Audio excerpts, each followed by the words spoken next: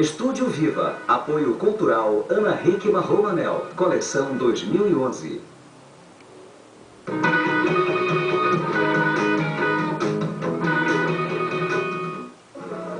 O humor encontra a literatura, tudo isso passando por textos teatrais que auxiliam professores e alunos na hora de experimentar em sala de aula. É o Sobre Coisa Nenhuma e Outras Coisas, livro do dramaturgo, escritor e ator Fernando Lira, que será lançado no próximo dia 16 no Centro do Dragão do Mar. O Fernando Lira está aqui com a gente no Estúdio Viva. Boa noite, Fernando, tudo bem? Boa noite, Marina, tudo bem? Bom, tive a oportunidade de ler seu livro e o que mais me chamou a atenção foi como uma obra tão extensa, né? Assim, são tantos, 51 textos, né? Exatamente. Foi escrita em um ano de blog. Né? E eu fiquei pensando como às vezes o suporte, né, a qual o texto está submetido, faz com que a gente produza mais ou menos e sinta menos pressão ou mais pressão. Como foi fazer tudo isso em só um ano de... Na realidade, acaba sendo também um incentivo, né? Porque muitas vezes a gente quer que aquilo que a gente produz tenha visibilidade e sem o compromisso de produzir tudo de uma vez só e de repente publicar. E durante esse ano eu tinha lá uma disponibilidade em uma das empresas de portal, né? Então eles me permitiram lançar o blog. Na realidade não era um blog, na época, em 2000 não tinha nem se falava muito em blog. Na realidade era uma página que chamava-se Delira na Rede, né? Pelo meu nome, e que toda semana eu escrevia um texto. E é engraçado que, como hoje as pessoas dão resposta muito rápida, antes não se dava tanta resposta. Mas no dia que eu faltava, aparecia alguém reclamando, né? Então eu às vezes fazia aquilo de deixar um pouco só para saber se tinha alguém. Porque hoje realmente o acesso é até muito grande. Sim. E as pessoas estão se comunicando muito rápido, né? Embora que já havia isso na época.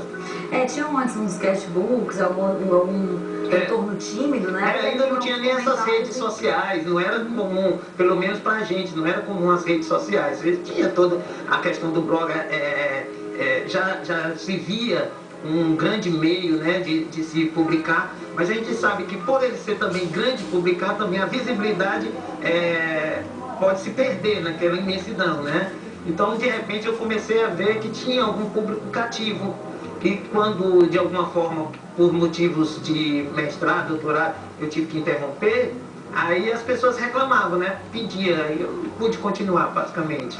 Engraçado como você não precisa, entre aspas, de uma autorização para se publicar na internet, porque você faz o que quer, mas esse feedback é o que constrói, muitas vezes, a forma que o trabalho vai ter fora dali. Né, como um blog vira livro, ou um sketch no YouTube que vira um programa de TV.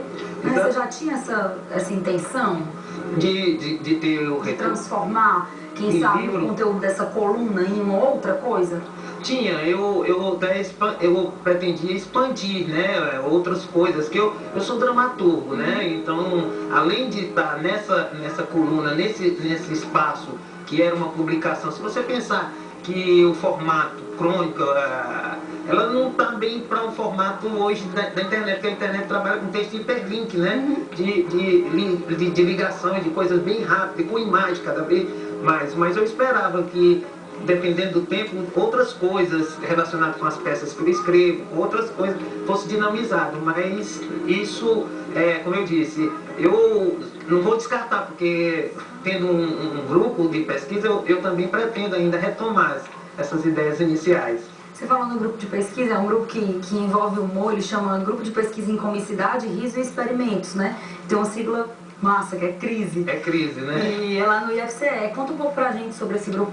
O nosso grupo de pesquisa, ele se reúne no sábado, que já é pela manhã, a gente já diz que é sem graça, né? Já começa uma reunião sem graça, mas na realidade a reunião é bastante divertida.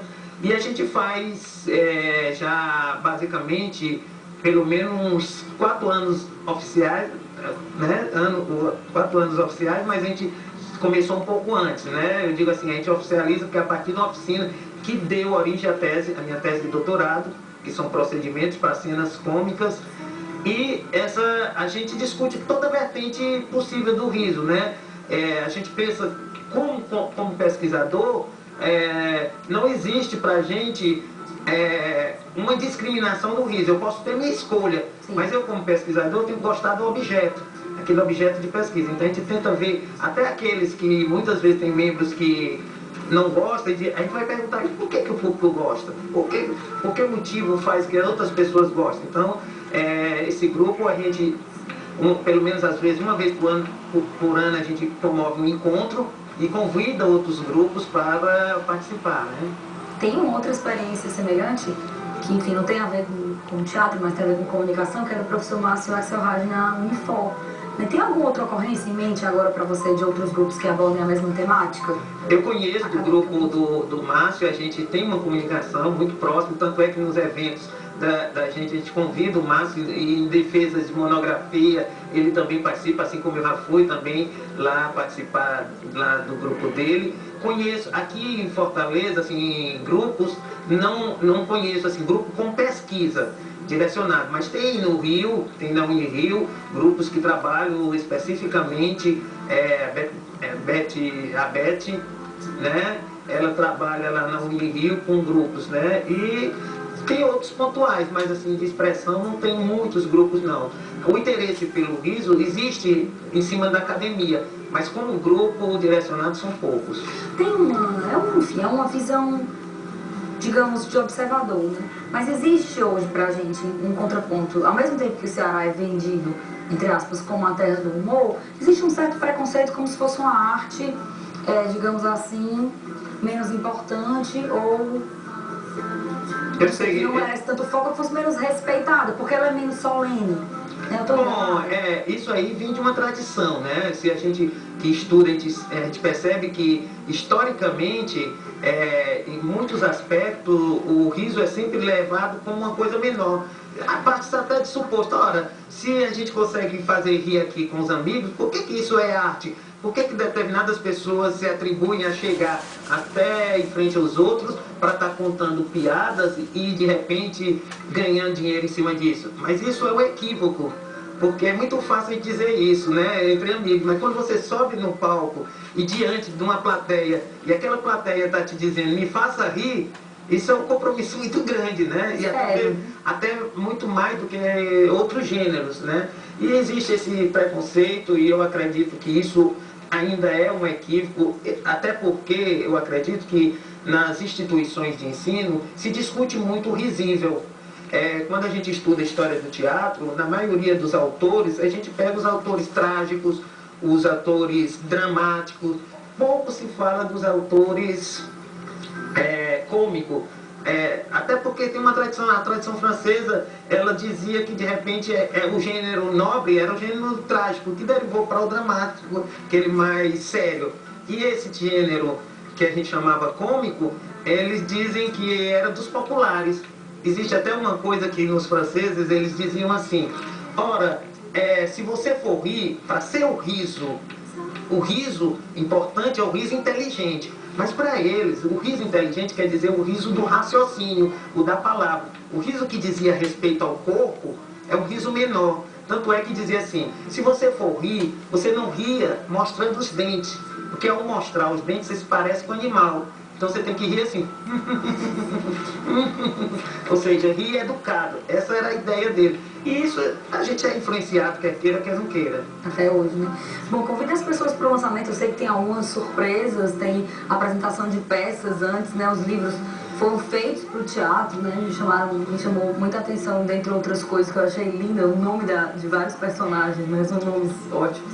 E aí conta pra gente como é que vai ser esse lançamento, convida as pessoas. Bom, o nosso lançamento eu espero que seja bem descontraído, assim como é o livro, e nós vamos ter uma parte de apresentações de cenas, até porque, embora o texto seja em prosa, a maioria seja em prosa, em muitas ocasiões tiveram grupos que pegaram o texto e transformaram em cenas teatrais. Então, em vez de a gente estar lendo parte do texto, eu chamei 2 grupos que eles vão apresentar 6 textos lá como cena, né? Fora outras surpresas que a gente vai ter, e aí é a parte do autógrafo, naturalmente, né? Eu espero que aquelas pessoas que me conhecem, ou que não me conhecem, que se interessam por esse tipo de literatura, esse tipo de humor, essa percepção do dia a dia, que vá. Compareça. Vai lá comparecer às 18h30, né? Lá no auditório. Para quem não sabe, porque às vezes a pessoa pensa que é o teatro, né? Mas para quem não sabe, o auditório fica ao lado do planetário, lá no Dragão do Mar, na sexta-feira. Legal. Dia 16, 18h30. 16, 18h30, né? Obrigada, Fernando. Muito bom. Obrigado a você. Depois do intervalo a gente fala de música. Você vai conhecer um pouco dos projetos que a Prefeitura oferece ao público aqui na capital. É no Minuto.